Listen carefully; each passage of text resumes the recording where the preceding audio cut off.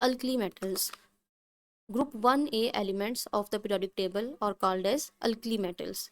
These are actually S block elements और इनकी electronic configuration होती है NS1 because their outermost electron is present in the S orbital. Okay. हम इनको alkali metals क्यों कहते हैं? Because on reaction with water they give alkalis. जब हम इन मेटल्स का वाटर के साथ रिएक्शन करवाते हैं तो ये हमें अल्कलीज देती हैं।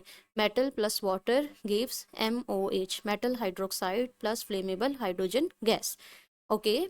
इन सब मेटल्स के केस में जब हम इनको वाटर के साथ रिएक्ट करवाते हैं तो ये हमें क्या देती हैं? Metal hydroxide plus flammable hydrogen gas. हम यहाँ पे हाइड्रोजन को डिस्कस नहीं करेंगे। Hydrogen have peculiar behaviour.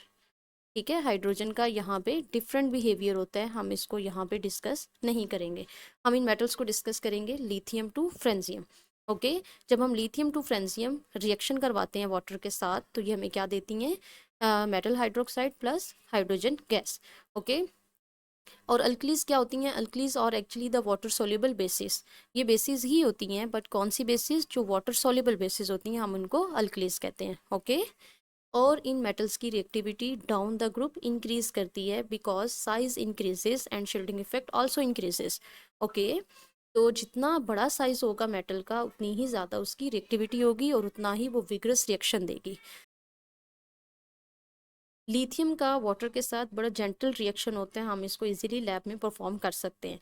But sodium and potassium give vigorous reactions. Sodium and potassium give vigorous reactions, यानी हमें इनको कंट्रोल्ड कंडीशंस ही में करना चाहिए। विग्रस रिएक्शंस देती हैं। Rubidium and caesium gives explosive reactions. इनके एक्सप्लोसिव रिएक्शंस होते हैं, एक्सप्लोसिव रिएक्शंस देती हैं, यानी कि हम इनको अनकंट्रोल्ड कंडीशंस में परफॉर्म नहीं कर सकते और हाईली एक्सपर्ट लोग ही इस रिएक्शन को परफॉर्म कर सकते हैं। ओके। जबकि जो फ्रेंजियम होता है ये तो अनकंट्रोल्ड रिएक्शन देता है, अनकंट्रोल्ड रिएक्शन देता है, हम इसको कंट्रोल नहीं कर सकते, highly explosive reaction.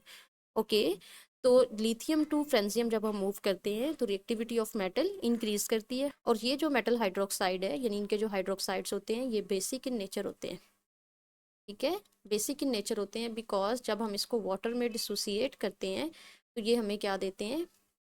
Metal ions plus OH negative ions. ठीक है, यानी जैसे हम सोडियम हाइड्रोक्साइड को अगर वाटर में डिसोसिएट करेंगे, वाटर में डिसॉल्व करेंगे तो ये हमें क्या देगी? Sodium hydroxide.